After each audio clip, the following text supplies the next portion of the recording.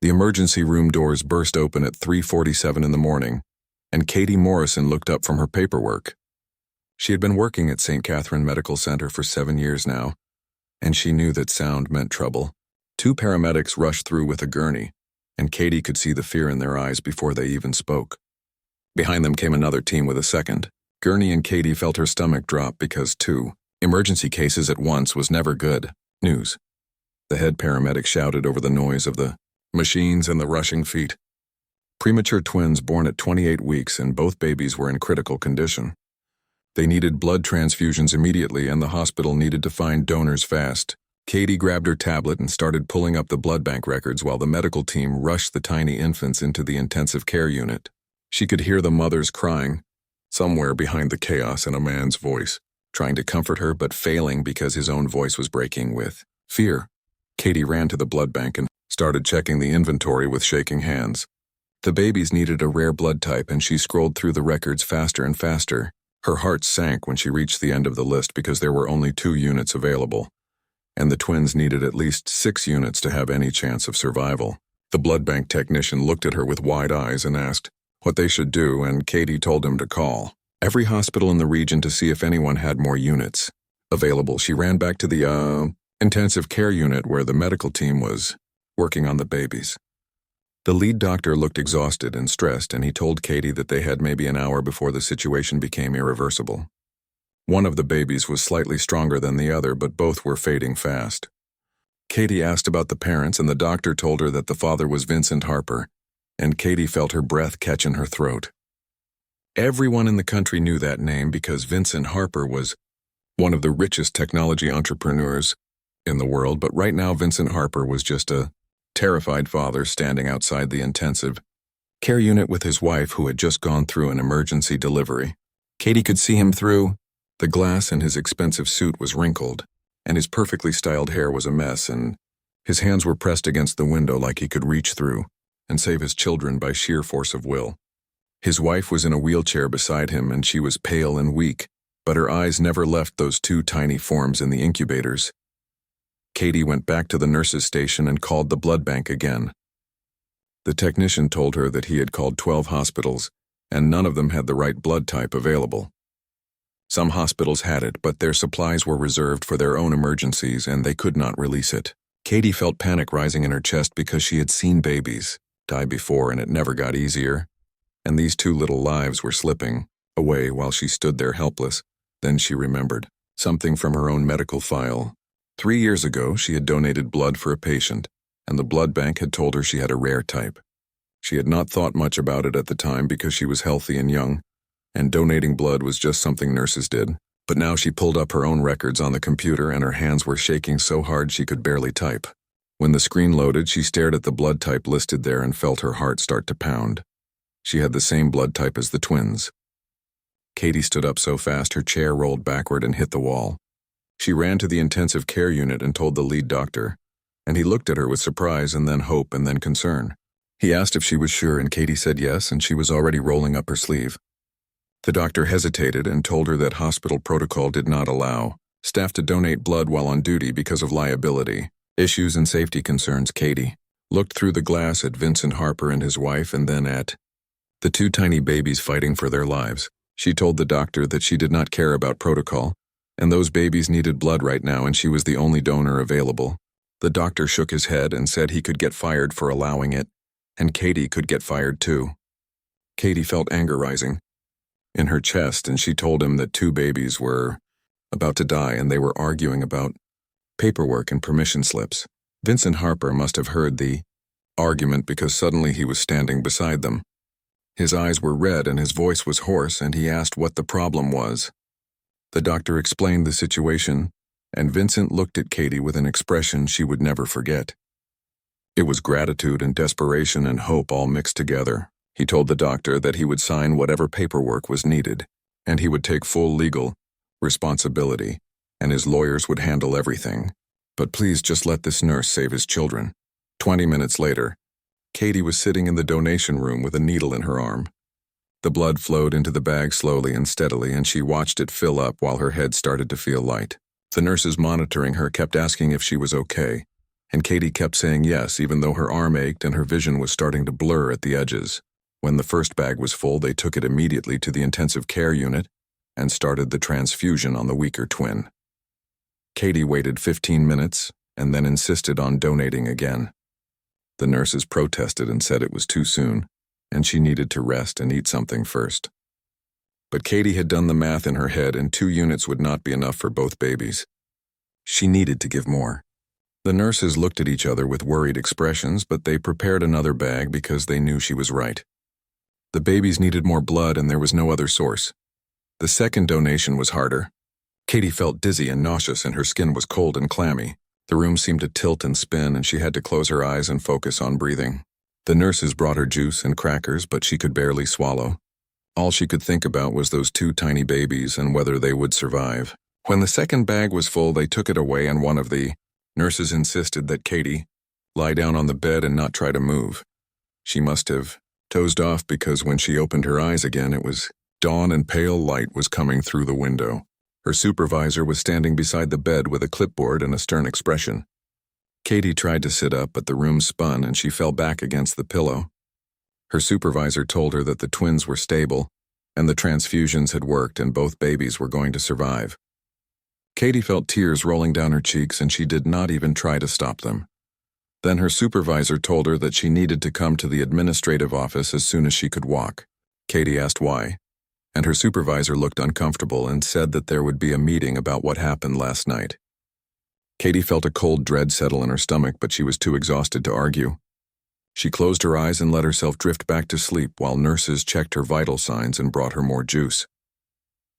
3 days later, Katie was called into the hospital administrator's office. She sat in an uncomfortable chair across from 3 people in business suits who looked at her like she had committed a crime. They told her that she had violated hospital protocol by donating blood while on duty. They said that she had put herself at risk and exposed the hospital to liability. They said that her actions, while well-intentioned, could not be overlooked because rules existed for important reasons. Katie tried to explain that 2 babies would have died without her donation. She tried to tell them that Vincent Harper had signed all the waivers and taken full responsibility. She tried to make them understand that sometimes doing the right thing meant breaking the rules, but they did not want to hear it. They handed her a termination letter and told her to clean out her locker and leave the building by the end of the day. Just like that, 7 years of service meant nothing. Katie walked out of St. Catherine Medical Center with a cardboard box containing her few personal belongings and felt like her whole world had collapsed. The security guard who had always smiled at her and asked about her day now avoided her eyes as he held the door open. She put the box in her car and sat behind the wheel for a long time without starting the engine. 7 years of her life had just been erased because she chose to save 2 babies instead of following protocol. The first month was not so bad because Katie had some savings and she spent her days sending out job applications. She applied to every hospital within 100 miles and several clinics and nursing homes as well. But the responses were all the same. They would review her application and get back to her soon. Except they never did. Katie started to realize that the protocol violation on her record was following her everywhere she went. By the 3rd month, Katie was working at a convenience store near her apartment. The pay was barely enough to cover rent and utilities, and she had to start choosing between groceries and her student loan payments. The store manager was nice enough, but Katie felt like she was wasting her education and training every time she scanned a candy bar or restocked the cigarette display. She would go home at night and cry because she had spent years learning to save lives, and now she was asking people if they wanted a lottery ticket. 6 months passed like this. Katie stopped applying to medical jobs because the rejections were too painful. She started to accept that maybe this was her life now. She would work at the convenience store and try to pay off her debts, and maybe one day she would be able to afford community college classes to learn something else. The dream of being a nurse was over and she needed to move on, even though it felt like part of her soul had died. Then on a Tuesday morning in September, the sky changed. Katie was walking to work when she noticed people stopping on the sidewalk and pointing upward. She looked up and her breath caught in her throat because there were objects in the sky that should not be there. Massive shapes that seemed to push the clouds aside as they descended slowly and silently. They were bigger than buildings and they moved with a grace that made no sense for something so enormous. Everyone on the street was staring now, and some people were taking pictures with their phones while others were running away in panic. Katie just stood there frozen because her brain could not process what she was seeing. The objects were clearly artificial and clearly not from Earth, and that meant only one thing. They were not alone in the universe anymore. Humanity had just received visitors from somewhere beyond their planet. The ships landed in major cities around the world, and within hours every television channel and website was showing the same images. The vessels were beautiful in a strange way, with surfaces that seemed to shift between metallic and organic. They did not look threatening, but they were so alien that Katie felt a deep unease in her stomach. She went to work anyway because she did not know what else to do, and the store manager had not called to say they were closing. By evening, the aliens had made contact. They called themselves the Cooperative, and they said they represented 7 different species from across the galaxy. They had been watching Earth for hundreds of years, and waiting to see if humans would mature enough to join the galactic community. Now they were here to evaluate humanity and decide if Earth was ready to become part of something larger than itself. The message was broadcast in every language, simultaneously, and the voice that spoke was calm and measured. The Cooperative explained that they were not here to conquer or harm anyone. They were here to observe and understand. Over the next year, they would study human society and human behavior. If humanity proved worthy, they would share technologies that could cure diseases and solve climate change and open the stars to human exploration. If humanity failed the test, then Earth would remain isolated for another 1,000 years. Katie watched the broadcast on the small television in her apartment and felt a strange mix of hope and fear. Part of her was excited by the possibility that life could get better, that maybe there were solutions to all the problems that seemed impossible. But another part of her wondered what these aliens considered worthy. What if humans failed the test? What if they were found lacking and left alone to struggle with their own mistakes? The Cooperative began their evaluation immediately. They did not meet with world leaders or military generals. Instead, they started selecting ordinary people from all over the planet. A teacher in Tokyo, a farmer in Kenya, a mechanic in Brazil. The pattern was strange because the people they chose were not famous or powerful. They were just regular humans living regular lives. The aliens would take them aboard their ships for a few hours and then return them unharmed. Katie heard about the selections on the news and wondered what the aliens were looking for. The people who were interviewed after their visits all said similar things. The aliens had asked them questions about their lives and their choices and their values. They wanted to know about moments when people had helped others or made sacrifices. They seemed interested in human compassion more than human intelligence or strength. 3 weeks after the ships arrived, Katie was working the night shift at the convenience store when a woman came in to buy coffee. The woman looked tired and stressed, and Katie asked if she was okay. The woman started crying and said her son was sick and she had been at the hospital all day, and she did not have enough money to pay for his medicine. Katie did not think about it. She just opened her wallet and gave the woman $40, which was most of what she had left until payday. The woman looked shocked and tried to refuse, but Katie insisted. She told the woman to take care of her son and not to worry about paying her back. The woman thanked her with tears streaming down her face and left the store. Katie felt good about helping, even though it meant she would have to eat rice and beans for the rest of the week. It was worth it to know that somewhere a child would get the medicine he needed. 2 days later, Katie received a message on her phone from an unknown number. The message said that she had been selected for an interview with the Cooperative, and a transport would arrive at her location the following evening. Katie read the message 3 times and felt her heart start to race. She did not understand why they would want to talk to her. She was nobody. She was just a former nurse working at a convenience store trying to survive. Katie spent the next day in a state of nervous anxiety. She went to work but could barely focus on her tasks. The store manager noticed and asked if she was feeling sick. Katie told him about the message and his eyes went wide with surprise. He told her to take the evening off and wished her luck. Katie went home early and tried to prepare herself for whatever was coming, but she had no idea what to expect. The transport arrived exactly when the message said it would. Katie was standing in the parking lot of her apartment building when she saw a small craft descend from the sky. It was much smaller than the massive ships that had landed in the cities, but it was still clearly alien technology. The craft hovered silently above the ground, and a beam of soft light surrounded Katie. She felt a strange tingling sensation, and then she was rising into the air. Katie wanted to scream, but found she could not make a sound. The light was warm and gentle, and she realized she was not in any danger. Within seconds, she was inside the craft and the beam faded away. She stood in a corridor that seemed to be made of crystal or glass, except it was not cold and hard. It felt almost alive under her feet. A door opened ahead of her, and Katie took a deep breath and walked forward into the unknown. The chamber Katie entered was circular and vast and filled with beings that should not exist. She stopped just inside the doorway and tried to make sense of what she was seeing. Around the perimeter of the room sat 7 different creatures, and none of them looked anything like humans. One resembled a tree made of crystal that refracted light into rainbow patterns. Another was a collection of geometric shapes that floated in the air without any visible support. There was something that looked like it was made of liquid metal, and something else covered in fur with too many eyes.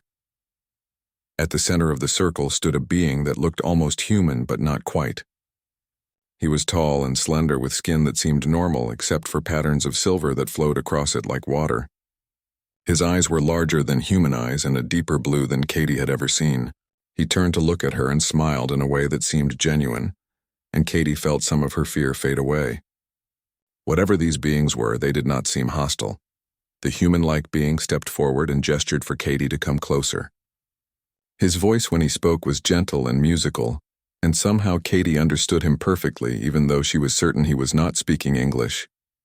She walked to the center of the chamber on legs that felt weak and unsteady. The being waited patiently until she reached him, and then he spoke again. He said his name was Zenth, and he was the coordinator of this evaluation. Counsel. Zenth explained that Katie had been brought here because their systems had detected something significant about her 6 months ago. An action she took on a particular night had flagged her file as worthy of investigation. Katie felt confused because 6 months ago was when she donated blood for the twins. She did not understand what that had to do with aliens or galactic evaluations. Zenth must have seen the confusion on her face because he gestured, and suddenly the air in front of Katie shimmered and changed. Katie found herself looking at the hospital on that night. She could see herself arguing with the doctor about donating blood while on duty. She could see Vincent Harper signing the waivers with shaking hands. She watched herself sit in the donation room giving blood twice, even though it made her dizzy and sick. The images were so clear and detailed that Katie felt like she was reliving that night all over again. Zenth spoke again, and the silver patterns on his skin moved faster. He said that the cooperative had been monitoring human behavior for centuries. They had sensors that could detect biochemical changes in living beings from orbit. When Katie made her decision to donate blood that night, her body had released a specific combination of chemicals, pain suppressors and stress hormones, but also something else, something the cooperative called the compassion imperative. The crystalline being spoke next, and its voice sounded like wind chimes. It explained that most intelligent species developed empathy as a survival tool. They cared for their young and their families and their social groups. But true compassion was different. True compassion was the ability to sacrifice for complete strangers with no expectation of reward or benefit. This trait was extremely rare in the galaxy. Only 4 species had developed it naturally, and humans were one of them. Katie tried to process this information, but her mind was spinning.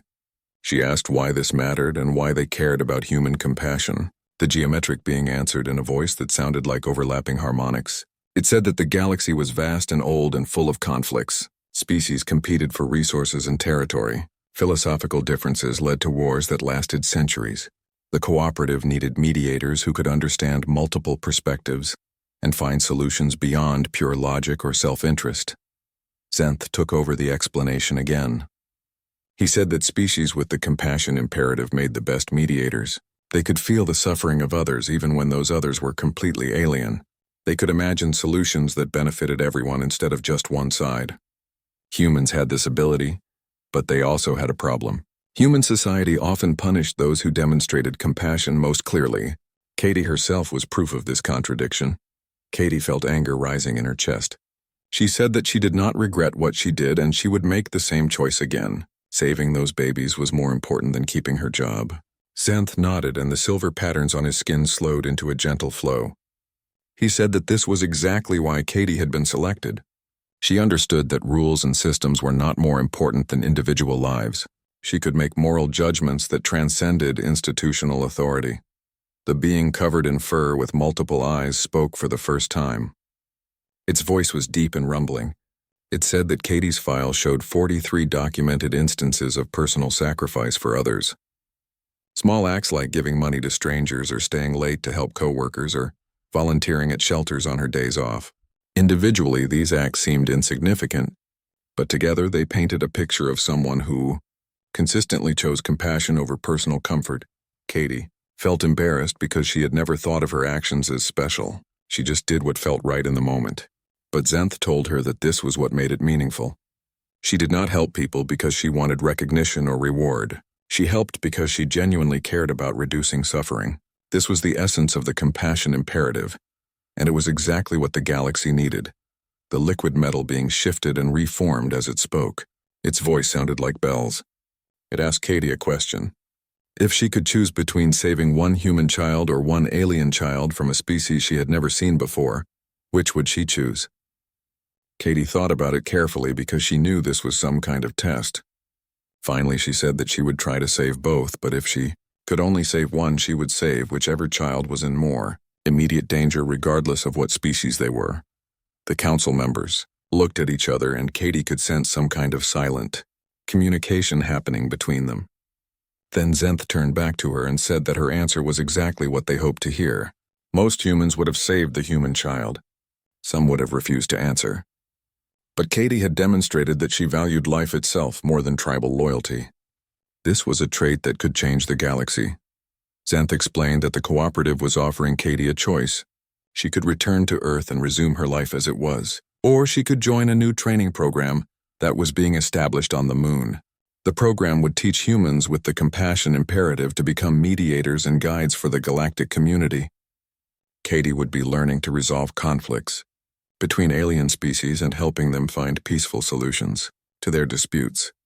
Katie asked what would happen to Earth and whether humanity would pass the evaluation, the crystalline being answered that the evaluation would continue regardless of Katie's choice. They were recruiting 1,000 humans for the first training class. The success or failure of these individuals would help determine humanity's future, but more important was whether human society would learn to value compassion instead of punishing it. Katie thought about her life on Earth. The dead-end job at the convenience store, the crushing debt from her nursing education, the constant rejection from hospitals because of one protocol violation. She thought about the woman she had helped at the store and how natural it felt to give away money she needed for herself. She thought about the twins and how right it had felt to save them even when she knew there would be consequences. She asked Zenth what the training would involve and how long it would take. He said it would be 3 years of intensive study. She would learn alien languages and histories. She would practice meditation techniques to process multiple emotional states. She would run simulations of real conflicts and learn to find solutions that honored the needs of all parties. It would be the hardest thing she had ever done, but also the most important. Katie looked at each of the council members in turn. These strange beings from worlds she could not imagine. They were offering her a chance to do something that mattered, to use her compassion to help others on a scale she had never dreamed possible. She thought about all the years she had spent learning to save lives and how that had been taken away from her. This was a chance to save lives again, but in a completely different way. She took a deep breath and told Zenth that she accepted his offer. She would join the training program and learn to become a mediator. The silver patterns on Zenth's skin flowed in what Katie was beginning to recognize as a sign of approval. He said that a transport would collect her in 2 days and she should prepare to leave Earth for 3 years. Katie nodded and felt a strange mixture of excitement and terror because her life was about to change in ways she could not predict. The transport came for Katie 2 days later, just as Zenth had promised. She stood in the parking lot of her apartment building, with one small suitcase containing everything she thought she might need for 3 years away from Earth. The craft descended silently, and Katie felt the same tingling sensation as before when the light surrounded her. Within moments, she was aboard and heading towards something called the Lunar Academy. The journey took less than an hour, and Katie spent most of it pressed against the window watching Earth shrink below her. She had never been in space before, and the view was overwhelming. The planet looked so beautiful and fragile from up here. All the borders and conflicts and struggles that seemed so important on the surface were invisible from this distance. She wondered if the aliens saw Earth this way, all the time, and if that changed how they understood humans. The academy was built inside a crater on the far side of the moon where it could not be seen from Earth, but when Katie's transport descended through the crater rim, she gasped because the inside looked nothing like the barren lunar surface. The cooperative had transformed it into a living ecosystem with artificial gravity and breathable atmosphere and environments from dozens of different worlds. There were forests and deserts and even a small ocean all existing, side by side under a dome of energy that kept everything contained. The transport landed on a platform near the center of the complex, and Katie stepped out into air that smelled like flowers and rain and something else she could not identify. Other humans were arriving on different platforms, and Katie watched them emerge from their transports with the same expression of shock and wonder she knew must be on her own face. A tall being made of what looked like living wood approached the group and gestured for them to follow. The being introduced itself as Elder Torin and said it would be one of their primary instructors. Its voice sounded like rustling leaves, and its eyes were deep knots in the bark of its trunk. Elder Torin led them to a large amphitheater where hundreds of other humans were already gathered. Katie found a seat and looked around at faces from every part of Earth, different ages and backgrounds and languages, but all of them here for the same reason. They had the compassion imperative. Zenth appeared at the center of the amphitheater, and his voice somehow reached every person clearly without seeming to shout. He welcomed them to the academy and explained that they were the first class of human mediators. Their training would be difficult, and some of them would not complete it. But those who succeeded would become humanity's representatives in the wider galaxy. They would be the bridge between Earth and thousands of alien worlds. The training began immediately. Every morning, Katie and her classmates attended lectures about galactic history and alien psychology. They learned that the cooperative had formed 4,000 years ago after a devastating war between three major powers. The founders realized that most conflicts arose from misunderstanding and fear, rather than genuine incompatibility. They created an organization dedicated to preventing such wars through mediation and cultural exchange. In the afternoons, they practiced language learning using neural interfaces. That felt strange at first, but became easier with time. Katie found herself able to understand languages that had no human equivalent. Species that communicated through color changes or chemical signals or harmonic vibrations. Her brain was being rewired to process information in ways humans had never evolved to do, and sometimes it gave her headaches that lasted for hours. The evenings were reserved for meditation and emotional training. Elder Torin taught them techniques for managing multiple perspectives simultaneously. Katie learned to hold conflicting viewpoints in her mind without choosing sides. She practiced feeling empathy for beings whose values were completely opposed to her own. It was exhausting work that left her drained and confused about her own beliefs. After 3 months of lectures and practice, the real training began. The Academy started running simulations based on actual conflicts from galactic history. Katie's first simulation involved two species fighting over mining rights to an asteroid. One species needed the minerals to build habitat structures for their expanding population. The other species considered the asteroid sacred because their ancient ancestors had lived there millions of years ago. Katie entered the simulation and found herself in a virtual negotiation chamber with representatives from both species. They looked real and sounded real, and their emotions felt genuine, even though Katie knew they were just advanced computer programs. She listened to both sides explain their positions and tried to find common ground. She suggested sharing the asteroid or finding alternative solutions. But both sides rejected everything she proposed, and the simulation ended after 6 hours with no resolution, and both species threatening military action. Katie felt like a complete failure. She had tried so hard to make everyone happy, but instead she had made things worse. Elder Torin met with her afterward and told her that most students failed their first dozen simulations. Katie asked how she was supposed to do better, and Elder Torin's eyes seemed to look deep into her soul. He told her that she was trying to eliminate suffering rather than help others endure it with dignity. Compassion was not about making everyone happy, because that was often impossible. Compassion was about understanding that sometimes the right choice caused pain. The question was whether that pain led to growth and understanding or just perpetuated old wounds. Katie needed to stop avoiding difficult decisions and start making them with wisdom. Katie took Elder Torin's advice into her next simulation. This one involved a colony ship of refugees seeking sanctuary on a planet that was already struggling with overpopulation. The planet's inhabitants wanted to help, but feared that accepting refugees would collapse their fragile ecosystem. Katie listened carefully to both sides and then proposed something that made either side completely happy but both could accept. She suggested that the refugees settle in orbit around the planet rather than on the surface. The planet's inhabitants would provide resources and support, while the refugees built orbital habitats that could eventually support themselves. It would be hard for both groups. The refugees would not have the planet home they wanted, and the inhabitants would need to share resources during a difficult time. But it was a solution that honored both their needs and their limitations. The simulation ended with both sides agreeing to Katie's proposal.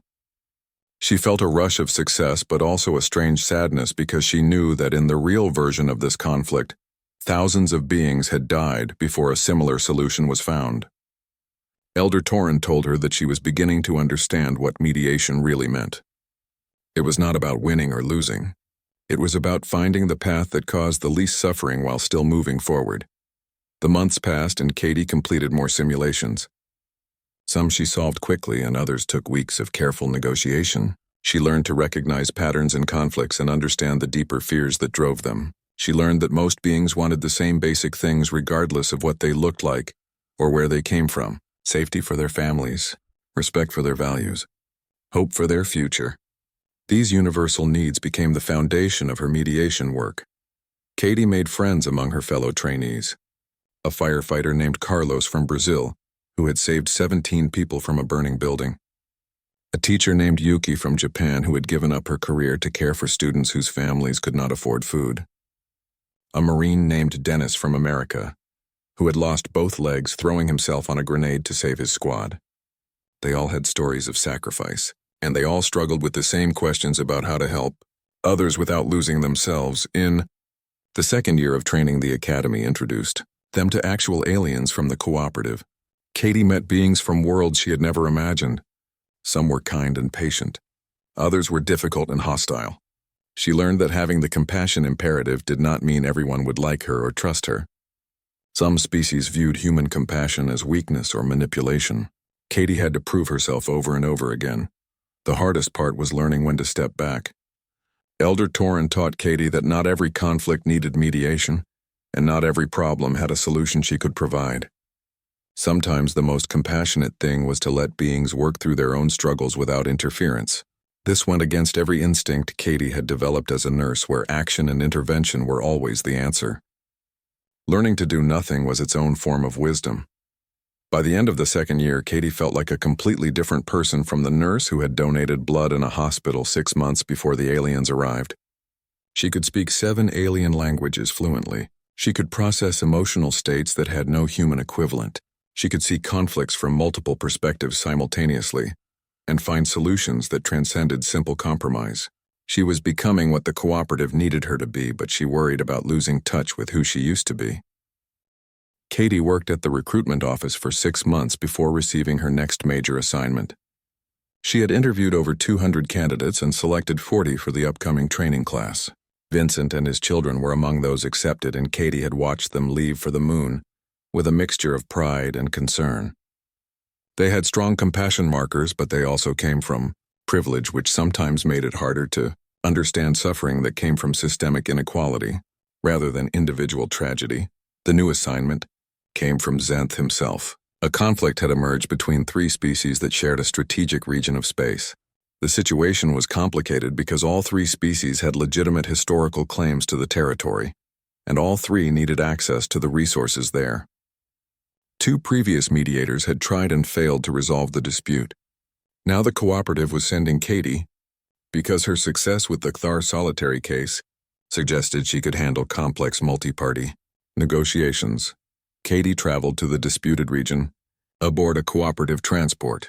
The journey took 3 weeks because the territory was far from Earth, in a section of the galaxy that humans had not yet explored.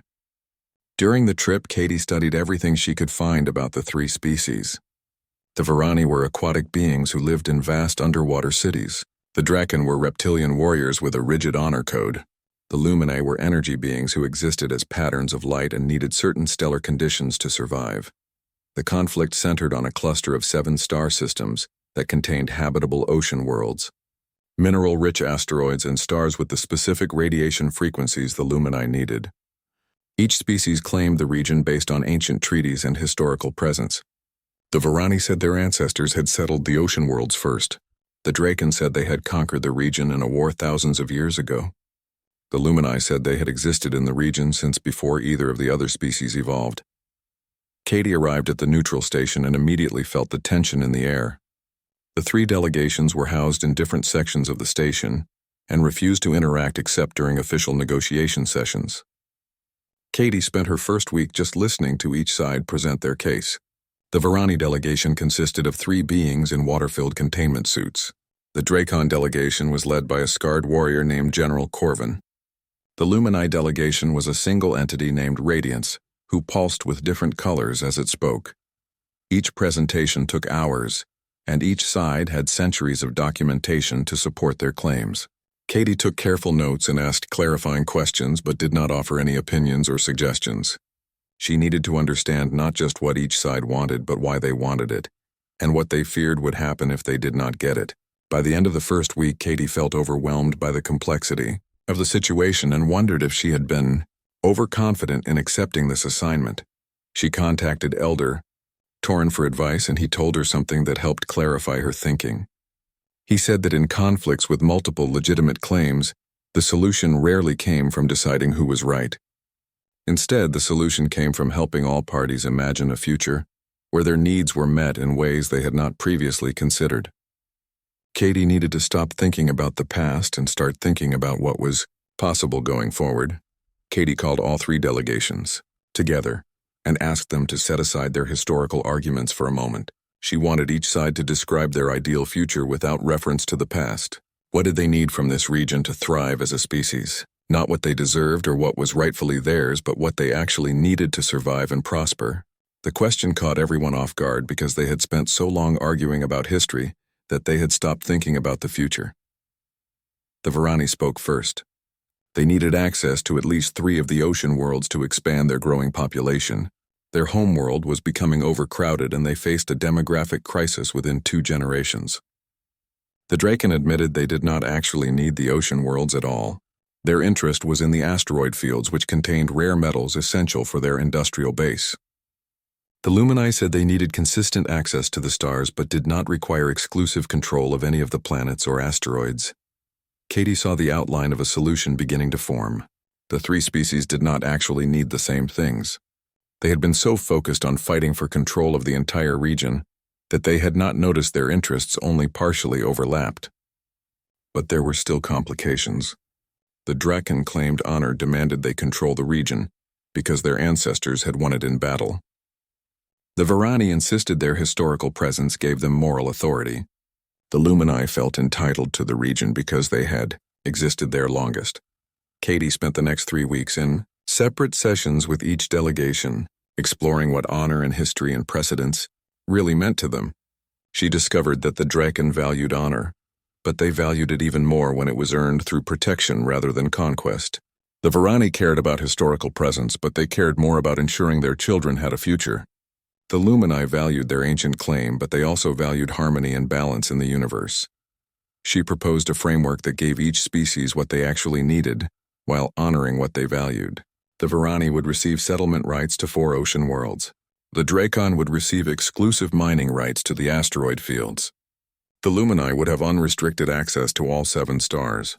In exchange, all 3 species would jointly patrol and protect the region from outside threats. The Draken could earn honor through defense rather than conquest. The Varani could secure their future. The Lumini could maintain their ancient presence. The initial reaction was skeptical from all sides. The Varani asked why they should trust the Draken to protect them rather than conquer them. The Draken questioned whether guarding ocean worlds they did not control counted as honorable service. The Lumini worried about becoming entangled in the disputes of material beings. Katie listened to each concern and worked with them to modify the proposal until it addressed their core fears while maintaining the essential framework. The breakthrough came during a private conversation between Katie and General Corvin. He admitted that the Dracon military was struggling to find purpose in an era of relative peace. Young warriors joined seeking honor, but found themselves with little opportunity to earn it. Protecting a shared region could give them a mission that was both honorable and beneficial to others. Katie suggested that the Dracon could position themselves as the protectors of all three species in the region, rather than conquerors of territory. Katie brought this idea to the full negotiation session. She proposed that the three species form a regional alliance with the Dracon, providing military protection, the Varani contributing their advanced aquatic technology for terraforming and resource management, and the Lumini offering their unique understanding of stellar mechanics and energy systems. The region would become a model of interspecies cooperation rather than a contested prize. Radiance pulsed with what Katie had learned to recognize as cautious interest. The Lumini asked what would prevent this alliance from falling apart after a few decades. Katie suggested they formalize it through the cooperative and commit to at least a century of cooperation with reviews every 25 years. This gave all parties a way to adjust the arrangement if circumstances changed while providing enough stability for long-term planning. Negotiations continued for another month as lawyers and diplomats worked out the specific details of the agreement. Katie facilitated these discussions, but let the parties themselves hammer out the practical arrangements. Her role was to keep them focused on their shared interests and prevent old grievances from derailing progress. There were moments when the talks almost collapsed, but Katie used the techniques Elder Torin had taught her to create space for emotions to be processed without destroying the momentum. Finally, all three delegations signed the accord. The region would be governed jointly with clear boundaries for each species' primary interests, but also mechanisms for cooperation and mutual support. Katie felt exhausted and proud as she watched the signing ceremony. This agreement would affect billions of beings across three civilizations. The weight of that responsibility was enormous, but so was the satisfaction of knowing she had helped create something that would last for generations. Zenth contacted Katie after the signing and congratulated her on another successful mediation. He told her that the Varani Dracon Lumini alliance was already being studied as a model for other disputed regions. Katie had demonstrated that historical grievances did not have to determine future relationships. Species that had been enemies for centuries could become partners if someone helped them see past their conflicts to their complementary strengths. But Zenth also reminded Katie that success could be as dangerous as failure. She was building a reputation as someone who could solve impossible conflicts. This reputation would bring more difficult cases and higher expectations. Katie needed to remember her limitations and not take on more than she could handle. The galaxy had millions of conflicts, and one mediator could not solve them all, no matter how skilled or dedicated. Katie stood on a platform overlooking Earth and tried to process the fact that she was finally going home. 3 years had passed since she left, and the planet below looked exactly the same. But Katie knew that she had changed in ways she could barely comprehend. She was no longer just a nurse from a small city. She was a certified mediator of the cooperative, with the authority to negotiate conflicts between species that spanned multiple star systems. The weight of that responsibility felt both terrifying and exhilarating. The Cathar Solitary Partnership had become the most successful mediation in recent cooperative history. The hybrid technology they developed was now being adopted by dozens of species across the galaxy. It allowed collective coordination without forcing individual consciousness into a single mind. Trade networks were forming between species that had never been able to communicate effectively before. Cultural exchanges were happening that would have been impossible just a few years ago. Katie's mediation became a case study at the Academy. New trainees watched recordings of her negotiations and analyzed her techniques. She felt uncomfortable being held up as an example because she remembered how many times she had almost given up during those 3 weeks. How close she had come to declaring the situation hopeless. But Elder Torin told her that doubt was part of wisdom, and her success came from pushing through uncertainty rather than avoiding it. Before leaving the moon, Katie met with Zenth one final time. He congratulated her on completing her training and told her that she would be assigned to the North American Recruitment and Oversight Office. Her job would be to find more humans with the compassion imperative and guide them through the selection process. She would also coordinate with other human mediators in her region and provide support when they faced difficult cases. Zenth explained that Earth's evaluation had concluded while Katie was in training. The cooperative had decided to grant humanity probationary membership in the galactic community. Humans would have access to trade and technology and travel, but would be monitored closely for the next generation. If human society could learn to value cooperation over competition and compassion over cruelty, then full membership would follow. But if humanity regressed into old patterns of violence and exploitation, the probationary status would be revoked. Katie asked what had tipped the decision in humanity's favor. Xanth smiled and said it was the 712 humans who completed mediator training. They proved that humanity had the potential for profound compassion when given the opportunity to develop it. But more importantly, they showed that humans could learn and grow and change. That willingness to evolve was what the cooperative valued most in any species. The transport that brought Katie back to Earth landed in a park near the city where she used to live. She stepped out into autumn sunshine and breathed air that smelled like home. The park was full of people going about their normal lives, and nobody seemed to notice the alien craft or the woman emerging from it.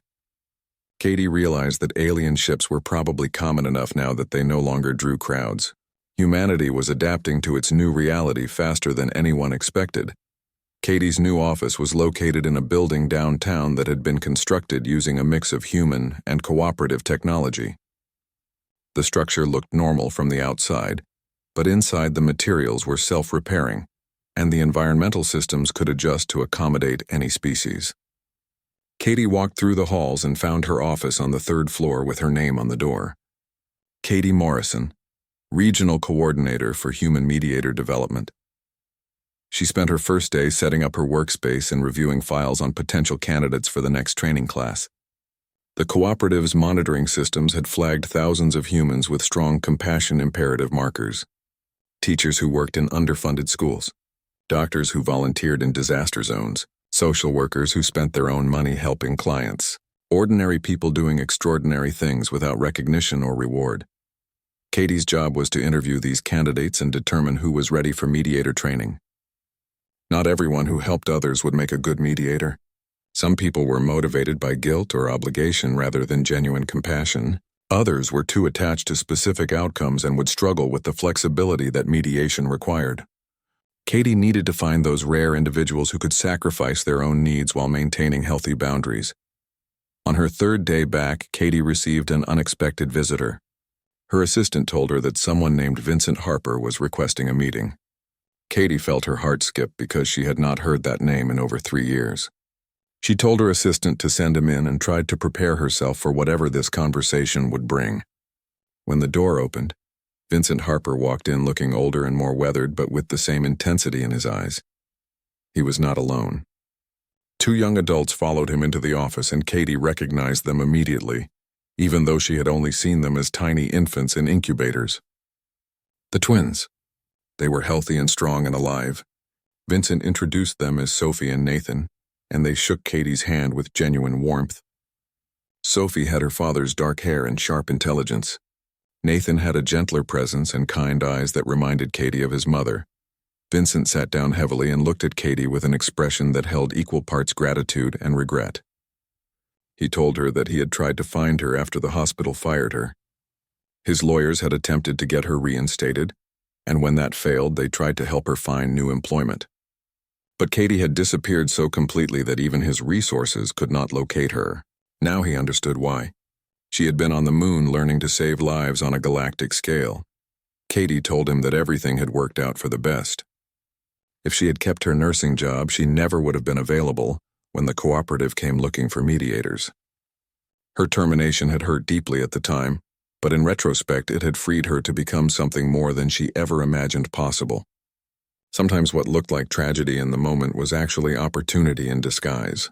She had learned that lesson over and over during her training. Vincent said that he wanted to make amends for not doing more to help her 3 years ago. Katie started to tell him that no amends were necessary, but Vincent held up his hand. He explained that the cooperative had contacted him about the mediator program. They told him about the selection process and what they were looking for. Vincent said that he wanted to volunteer for the next training class. He had spent 3 years thinking about what Katie had sacrificed for his children, and he wanted to learn how to make similar sacrifices for others. Sophie and Nathan spoke up almost in unison. They said they wanted to volunteer too. They had grown up knowing that a stranger had saved their lives at great personal cost. That knowledge had shaped how they saw the world and their responsibility to it. They had both chosen careers in public service.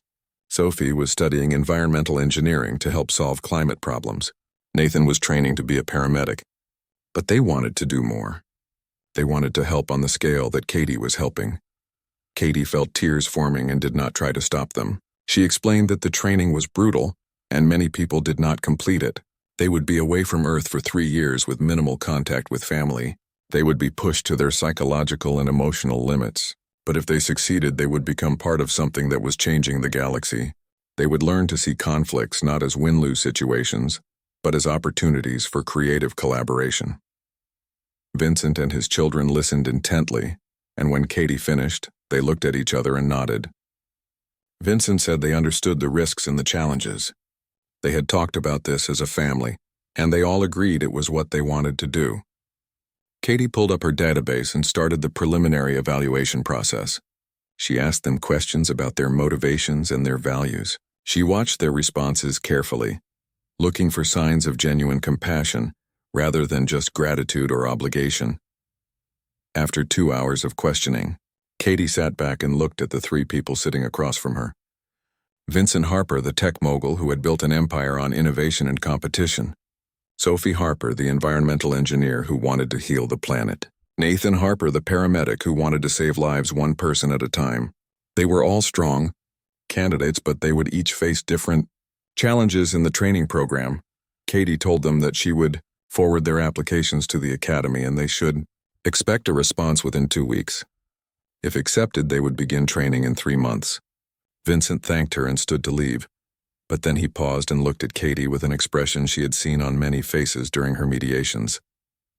It was the look of someone who had finally found words for something they had been trying to say for a long time. He told Katie that she had not just saved his children's lives that night at the hospital. She had also saved him. Before that night, Vincent had measured his success by wealth and power and influence.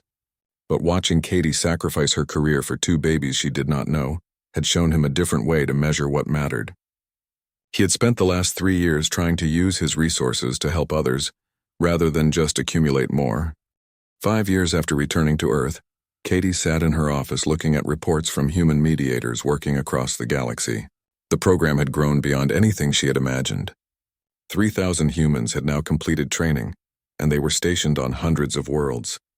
Some worked on major conflicts between civilizations, others focused on smaller disputes within communities. All of them carried the compassion imperative and used it to help reduce suffering wherever they went. Vincent Harper and his children had graduated 2 years ago and were all working as mediators now. Vincent specialized in economic disputes between trading partners. Sophie worked on environmental conflicts between development and conservation. Nathan focused on medical ethics cases involving new alien technologies. Katie received regular updates from all 3 and felt pride in how they had grown. The family that she had saved with her blood donation was now saving countless others with their compassion. Katie's reputation had continued to grow, and she was now considered one of the most effective mediators in the cooperative. She had completed 17 major cases and countless smaller ones, but she tried to stay grounded by remembering Elder Torin's warnings about ego and overconfidence. She still met with Torin regularly for guidance, and he always found ways to humble her, while also encouraging her growth. The balance between confidence and humility was something Katie worked on daily. Earth's probationary status with the cooperative had been going well overall. Humanity was adapting to galactic citizenship faster than most species did. Human technology was advancing rapidly with access to cooperative knowledge. Diseases that had killed millions were now curable. Climate change was being reversed using alien environmental management systems. Poverty was declining as Earth joined galactic trade networks. But there were also problems. Some human governments resisted cooperative oversight and tried to use alien technology for weapons. Some corporations exploited galactic trade in ways that harmed both humans and aliens. Some religious groups rejected the existence of alien life and became more extreme in their isolation. Katie watched these developments with concern because they threatened humanity's probationary status. If humans could not control their worst impulses, then the cooperative might decide that Earth was not ready for full membership after all. Katie was working. Late one evening when she received an unexpected call from the Cooperative Central Council. They wanted her to return to the Lunar Academy for an important meeting. Katie felt nervous because summons from the Central Council were rare and usually meant either great honor or serious trouble. She took a transport to the moon the next day and found herself once again walking the crystal corridors she had first entered as a frightened candidate 8 years ago. Zenth met her in a private chamber, and his silver patterns were flowing in, complex patterns that Katie now recognized as deep concern. He explained that the cooperative was facing its greatest crisis in 1,000 years.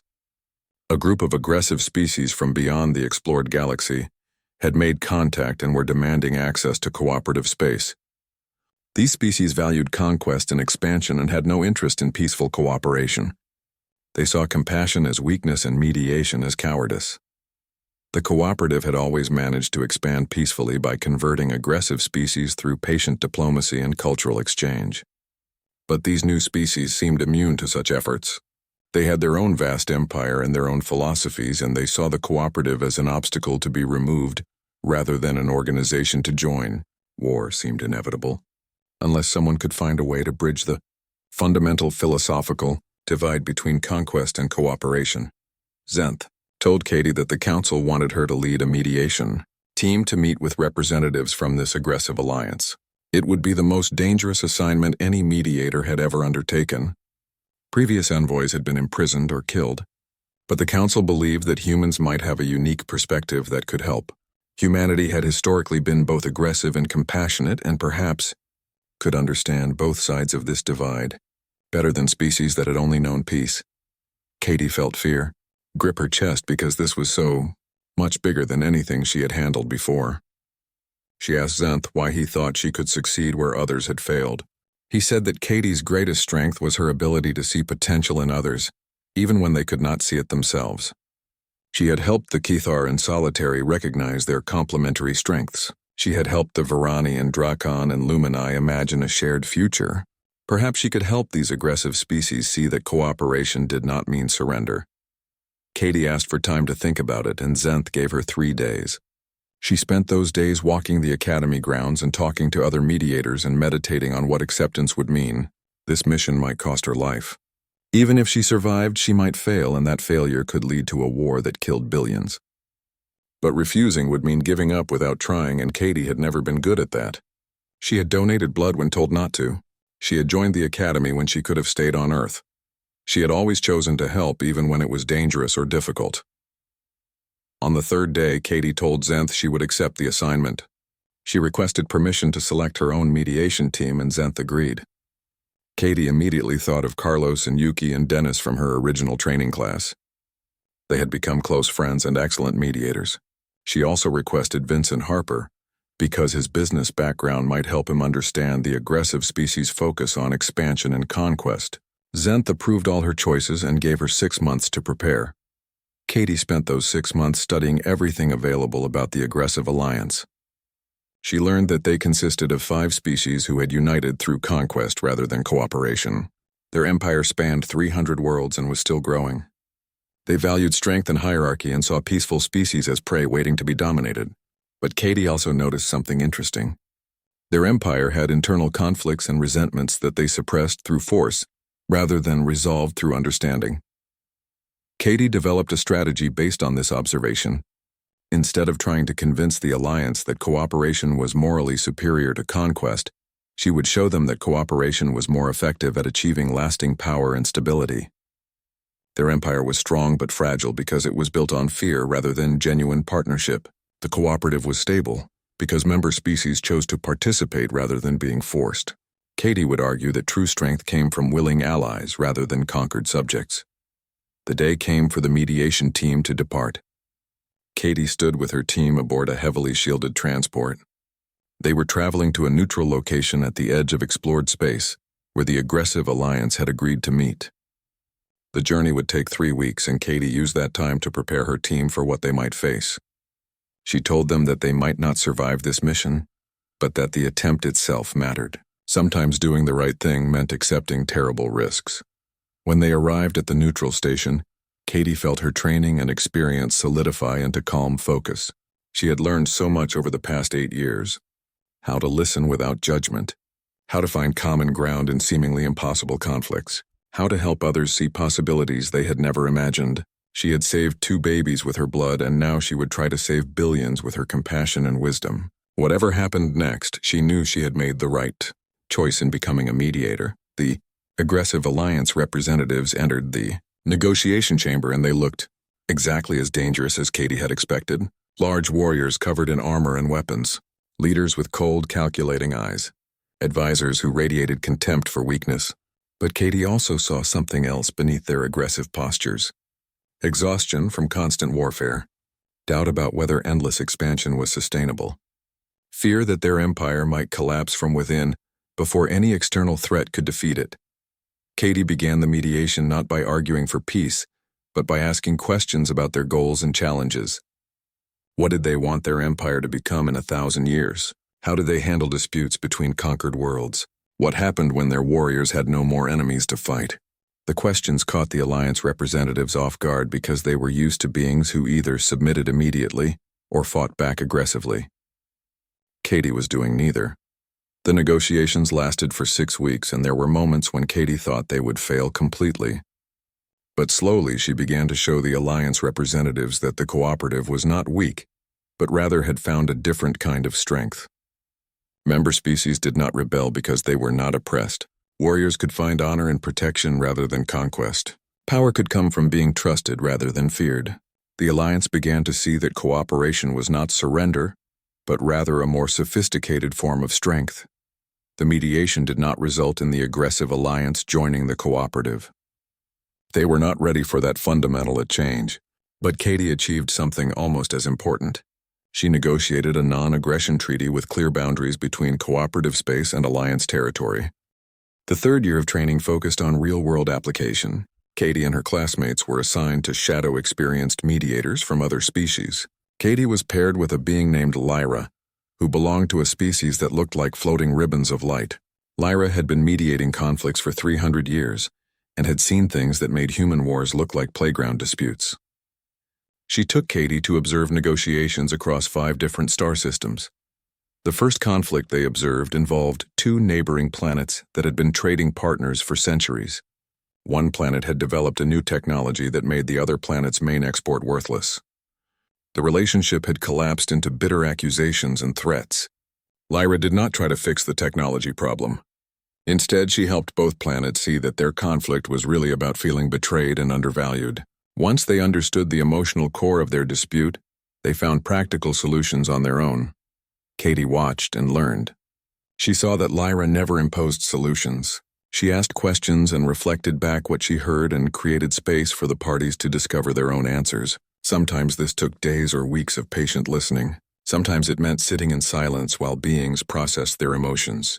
Katie had always been someone who wanted to fix things immediately, but Lyra taught her that sustainable solutions came from within the parties themselves. After 6 months of observation, Katie was ready for her first solo assignment. Xanth called her to his office and explained the situation.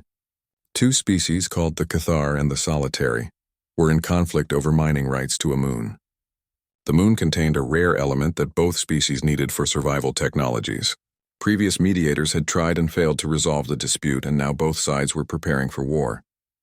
The cooperative was giving Katie one last chance to find a peaceful solution. Katie felt terrified because this was a real conflict with real lives at stake. If she failed, people would die. But Xanth told her that she had been chosen because her psychological profile matched the challenge. The Cathar were a hive mind species that valued collective needs over individual desires. The Solitary were fiercely independent beings who saw forced cooperation as a form of slavery. These 2 philosophies seemed completely incompatible, but Xanth believed Katie could find common ground. Katie traveled to a neutral station between the disputed territories. 2 other human mediators came with her, along with representatives from 5 other cooperative species. The mediation team set up in a large conference facility and invited both sides to present their cases. Katie spent the first day just listening and taking notes. She wanted to understand every detail before attempting any intervention. The Cathar representative arrived first. It was not a single being, but rather thousands of small insectoid creatures that moved together as one consciousness. When it spoke, all the individual parts vibrated in harmony to create a single voice. The Cathar explained that they needed the element to maintain hive cohesion across the vast distances of space. Without it, their collective consciousness would fragment and billions of individual Cathar would lose their connection to the whole. They would effectively die as a civilization. The solitary representative arrived next. It was a massive crystalline formation that communicated through pulses of colored light. A translation device converted the light into sound that Katie could understand. The solitary explained that they needed the element to maintain their independence. Other species were constantly trying to force them into collectives or unions. This element allowed them to shield their minds from such intrusion. Without it, they would lose their autonomy and become slaves to group consciousness. Katie listened to both sides and felt the weight of their desperation. The Cathar were terrified of fragmentation and loneliness. The solitary were terrified of forced integration and loss of self. Both fears were valid and deeply felt. Both sides genuinely needed the element. The moon could only support one mining operation, and the element would run out in 50 years even if only one side used it. There seemed to be no solution that would satisfy both parties. For 3 days, Katie met with both sides separately and together. She asked questions and listened to their histories and their fears. She learned that the Cathar had once been solitary beings millions of years ago, but had chosen to merge into a collective to survive an extinction-level threat. She learned that the solitary had once been part of a forced collective that had enslaved them for thousands of years before they won their freedom. Both species were shaped by trauma. On the 4th day, Katie had an idea. She called both sides together and asked them a question. What if the conflict itself was the resource they should be mining? Both representatives looked confused, and Katie felt her heart pounding because she was about to propose something radical. She asked the Cathar representative to explain exactly how their hive cohesion technology worked. She asked the solitary representative to explain exactly how their mental shielding technology worked. As they talked, Katie saw something that neither side had noticed. The Cathar had perfected the technology of connection across distance. The solitary had perfected the technology of protection for individuals. These two technologies were opposites, but they were also complementary. What if instead of fighting over a finite resource, they combined their knowledge to create something new? A technology that allowed collective coordination while preserving individual choice. The Cathar representative was skeptical. How could they trust the solitary to work with them when the solitary rejected all forms of collective action? The solitary representative was equally doubtful. How could they risk their hard-won independence by sharing technology with a species that did not value individual autonomy? Katie asked them both what they would lose by trying. The moon would run out eventually either way. At least this gave them a chance at something better. Katie spent the next 2 weeks facilitating discussions between Cathar and solitary scientists. It was slow, difficult work because both sides distrusted each other deeply. But gradually they began to see the potential. A communication technology that allowed beings to coordinate actions while maintaining individual consciousness. A network that could be joined or left freely without loss of self. It would revolutionize how species interacted across the galaxy. The breakthrough came when a young Cathar scientist suggested that they could use the disputed element as a catalyst for the new technology rather than as a permanent component. This meant the moon had enough to create the first prototype systems for both species. If the technology worked as hoped, they could synthesize the catalyst artificially afterward. Both sides would have what they needed without depleting the natural resource. Katie watched as the Cathar and solitary representatives looked at each other across the negotiation table. The moment stretched out and Katie held her breath because everything depended on what happened next. Then the solitary representative pulsed a pattern of light that the translator said meant cautious agreement. The Cathar representative vibrated in a frequency that meant hopeful acceptance. They would try to build this technology together. The mediation officially concluded with both sides signing a cooperation agreement. They would share the mining rights equally and work together to develop the hybrid technology. Katie felt exhausted and exhilarated because she had just helped prevent a war. But more than that, she had helped two species see each other as potential partners instead of enemies. The solution was not perfect and there would be challenges ahead, but it was a genuine path forward. Zenth contacted Katie a week later and congratulated her on the successful mediation. He said that the Kthar solitary partnership was already generating interest from other species. Several long-standing conflicts were being reopened because the parties wanted to try Katie's approach of finding complementary strengths instead of fighting over scarce resources. Katie had created a model that could change how the galaxy handled disputes. But Zenth also warned Katie not to let success make her overconfident. Every conflict was unique, and what worked once might not work again. Mediation required constant adaptation and humility. Katie needed to remember that her role was not to be a hero or a savior. Her role was to create space for others to find their own solutions. If she forgot this, she would fail and people would suffer because of her ego. Katie took Zenth's warning seriously. She spent the next few months working on smaller conflicts and learning from each one. Some mediations succeeded and others failed. Katie learned to accept both outcomes without taking them personally. She was not responsible for saving everyone.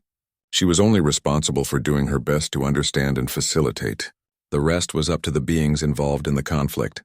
The 3 years of training were coming to an end. Katie and her classmates prepared for their graduation ceremony, where they would officially become certified mediators of the cooperative. Out of the original 1,000 humans who started the program, only 712 remained. The others had dropped out or failed the evaluations.